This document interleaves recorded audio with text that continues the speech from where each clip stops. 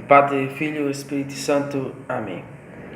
Ave Maria, gratia plena, Dominus tecum, benedicta tui mulieribus, et benedictus fructus ventris tui, Jesus. Sancta Maria, Mater Dei, ora pro nobis peccatoribus, nunc et in hora mortis nostri. Amém.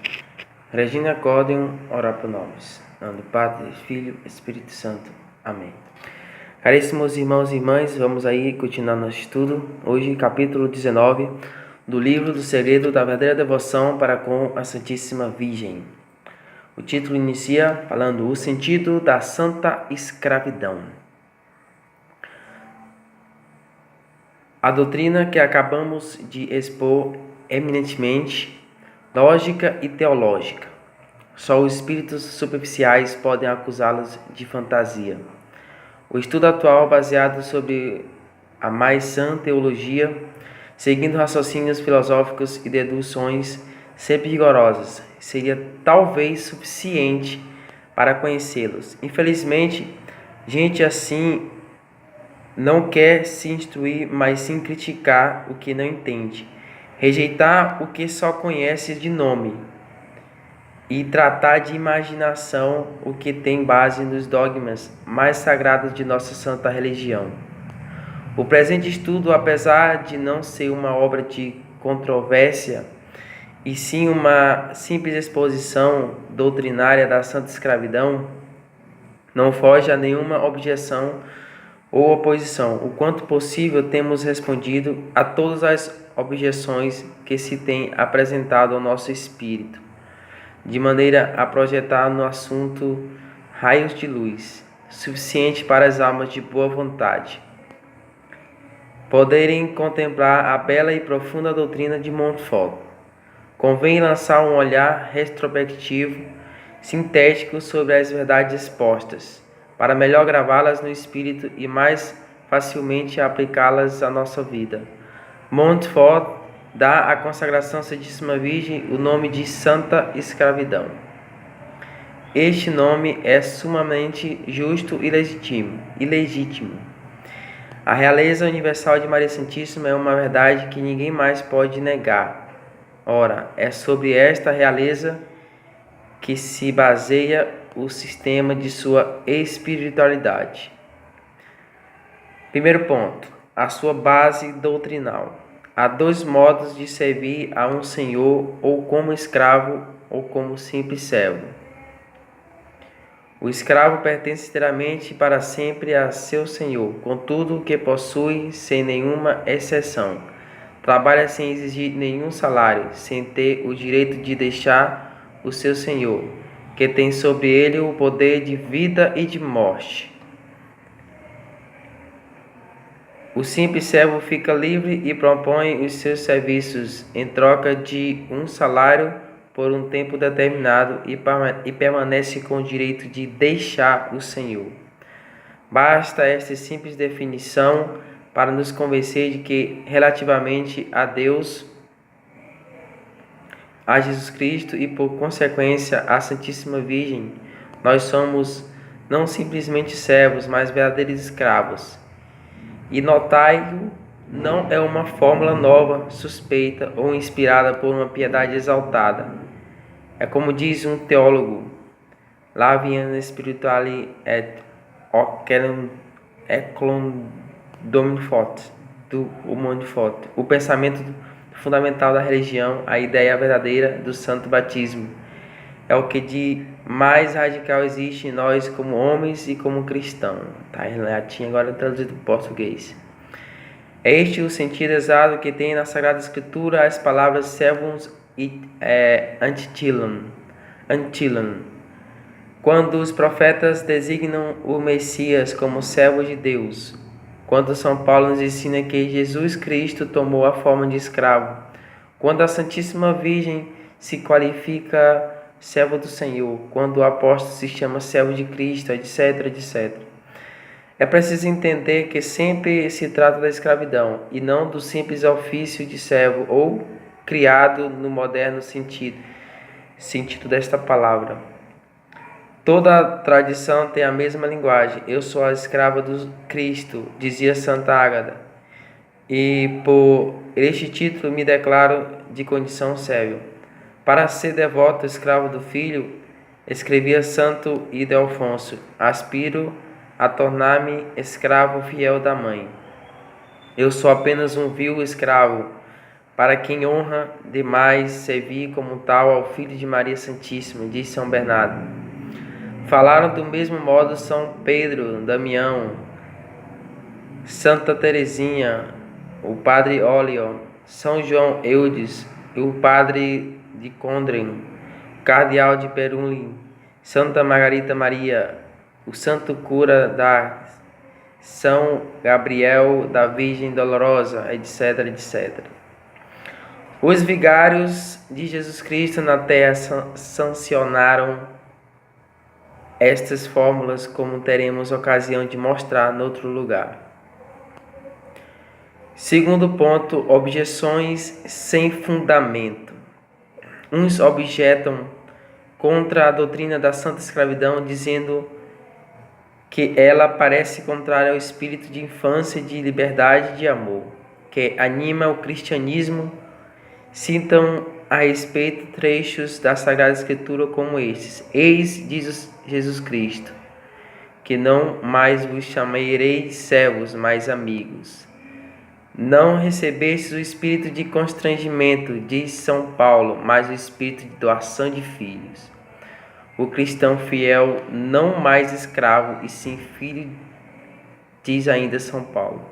Esses textos são positivos, não há dúvida, mas ainda nada provam contra a doutrina aqui exposta. Um grande teólogo, Franzelin, dá a resposta do Verbo encarnado. A doação e o direito à herança do céu, diz ele, não tiram a escravidão essencialmente própria da criatura. Pela adoção divina, deixamos de ser escravos no sentido tão só de não sermos mais estranhos, que não tem direito à herança celeste.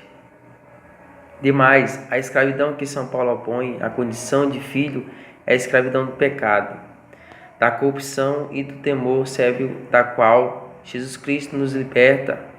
Está escrito nas cartas as cartas aos Romanos, capítulo 5. Parece inútil prolongar esta argumentação clara e lúcida para quem procura a verdade. Terceiro ponto, a razão deste título de escravo. Sem dúvida, as lembranças odiosas do paganismo desacreditam a palavra escravidão, mas todos sabem também que, preconizando a ideia de nossa servidão, repudiamos tanto a tirania do Senhor, e servidão não constituem de modo nenhum a essência da escravidão. Por fim de tudo, lembremos-nos de que Deus é o melhor dos senhores e servi-lo é reinar. Serviam Deum regnat et. É lícito empregar na linguagem popular a palavra hoje em uso, servo, mas com a condição de conservar o pensamento do domínio soberano de Deus sobre nós. O melhor, entretanto, é conservar as expressões escravidão e dependência total, pois exprimem com clareza e energia uma verdade capital do cristianismo. Em nosso século de orgulho e de independência, diariamente proclamam-se os homens escravos do dever, escravo da honra, escravo da moda, escravo de beleza, etc. E nós cristãos hesitaríamos em nos dizer escravo de Jesus Cristo, escravo da ideia, escravo do ideal, beleza da Mãe de Deus. Não pode ser.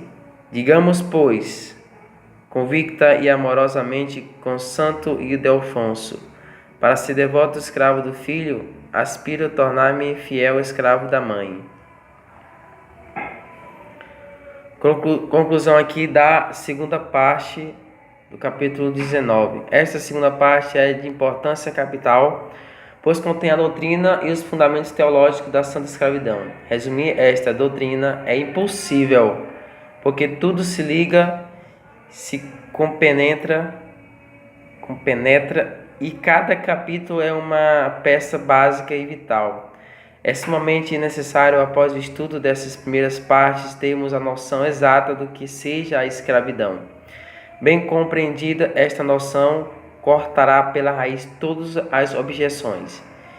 Considerada teologicamente nas suas relações com os dogmas de nossa santa religião, a santa escravidão não é, como pensam as almas superficiais, um piedoso anelo, uma pia exageração, um simples modo de dizer ou uma excentricidade, como a julgam outros, mas uma aplicação admirável, divinamente bela do ensinamento de Jesus Cristo, que prega a grande virtude da humildade, repugnando a moleza ordierna, o dizer-se escravo. Isto rebaixa, humilha, e a natureza quer elevar-se, quer dominar e quer encontrar até na religião termos e coisas que a acariciem, e por isso se repelem os títulos que humilham. Ninguém quer ser escravo, nem mesmo servo, mas sim filho ou filha, esposa, irmão, etc. Entretanto, basta abrir o Evangelho, as epístolas e escritos dos santos para se encontrar em toda a parte a grande lei da humilhação e averiguar que ela é a base de todas as obras divinas.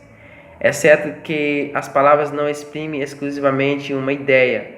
Assim, sob o título de filho, pode existir toda a humildade de escravo. Contudo, não se pode negar que as palavras são um elemento de educação que exercem uma influência vital sobre os nossos sentimentos. O mendigo e o escravo sentem mais sua miséria, a sua dependência e seu estado de humildade, e do que o rico que dá a esmola e do Senhor que transmite ordens. A perfeição consiste no interior, sem dúvida, mas o exterior é um meio sempre útil, sempre eficaz e muitas vezes até necessário para a aquisição da virtude. Saibamos inclinar a cabeça, humilhar-nos perante a divina majestade e ocupar um último lugar consoante o conselho de Jesus Cristo, para depois podermos ouvir a palavra que exalta, sob amigo, ascende superius. Saibamos dizer com a Santíssima Virgem, o grande e sublime modelo da santidade: Et ancilla Dominum, eis aqui a escrava do Senhor, para que a graça divina inunde e transforme nossa alma e faça querida de Deus. No próximo vídeo a gente vai fazer a terceira parte, a prática da santa escravidão. Se você chegou até aqui, deixa seu like, compartilha o vídeo, comenta aí o vídeo também. E vamos finalizar aí com uma oração de Nossa Senhora. A vossa proteção recorre-me, Santa Mãe de Deus, não nos pedir as nossas súplicas e nossas necessidades, mas livrai-nos sempre de todos os perigos. Ó Virgem gloriosa e bendita, Nossa Senhora, Rainha dos Corações, rogai por nós. Pai, do Filho e do Espírito Santo. Amém.